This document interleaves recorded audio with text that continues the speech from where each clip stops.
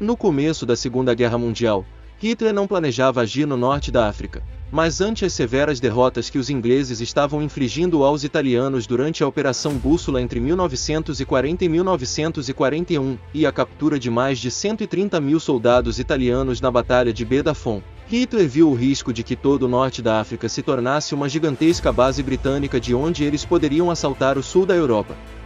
Em 12 de fevereiro de 1941, o general Erwin Rommel pôs os pés pela primeira vez no território africano e inicia sua lenda.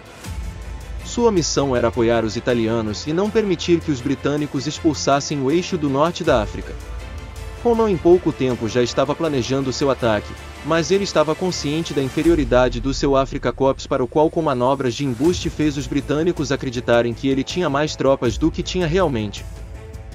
Pelo lado britânico, a ofensiva foi adiada à espera de reforços, e com esse tempo adicional o Afrika Korps, reforçado pelo 5º Regimento Panzer e por várias outras unidades menores, e alguns meses depois somou-se também a 15ª Divisão Leve Alemã.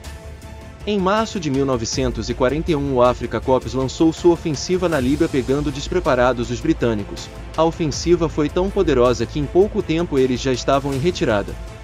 A região foi bombardeada por Stukas e canhões de 88 mm. A ofensiva continua enquanto o exército britânico estava em retirada para não ser destruído. As localidades de Bardia, Solun e o Forte Capuzzo voltaram para as mãos do eixo. Em meados de abril, o Afrika Korps havia sitiado Tobruk e entraram no Egito. Assim, a Líbia estava de volta nas mãos dos italianos.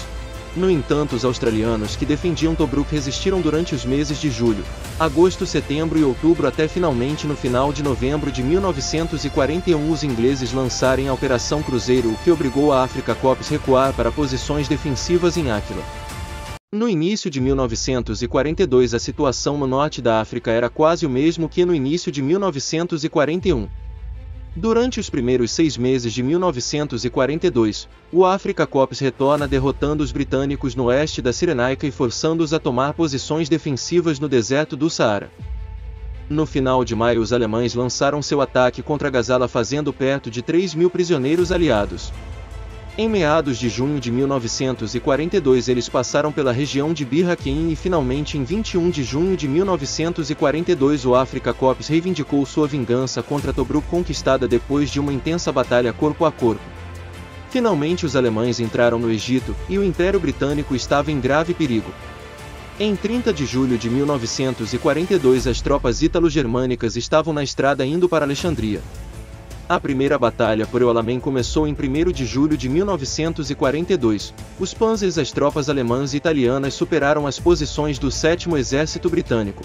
A batalha, que terminou no dia 7 de julho de 1942 com cerca de 15.000 baixas. Nada parecia impedir os alemães. A evacuação de Alexandria começou ante uma iminente queda da cidade. O próprio primeiro-ministro britânico mudou-se para a África para liderar as operações.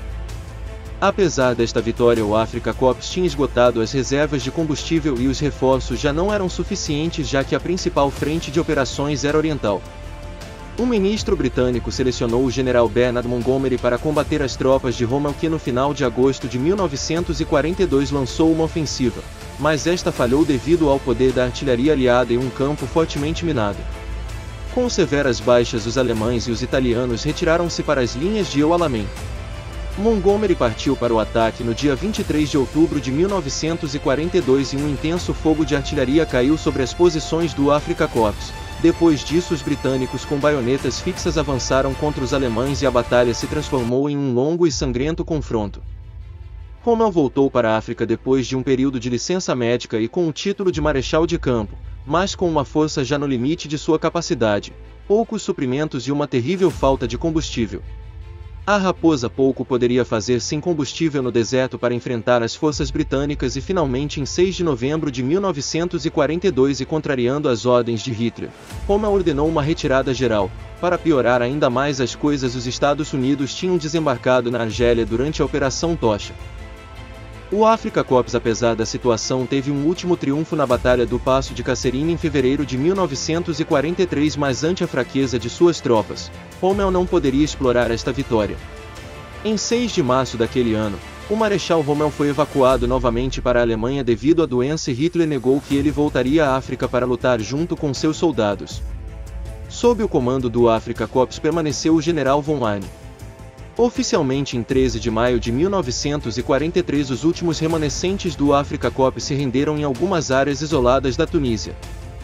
Aproximadamente com um total de 275 mil prisioneiros com 175 mil italianos e 100 mil alemães, o que representou o fim do Afrika Korps. Apesar da derrota, o Afrika Korps ficou na história como um dos melhores exércitos em que muitas vezes o menor número de homens e material poderia reverter a situação e chegar à vitória. Sob a orientação de quem para muitos é o militar alemão mais respeitado da Segunda Guerra Mundial, Erwin Rommel.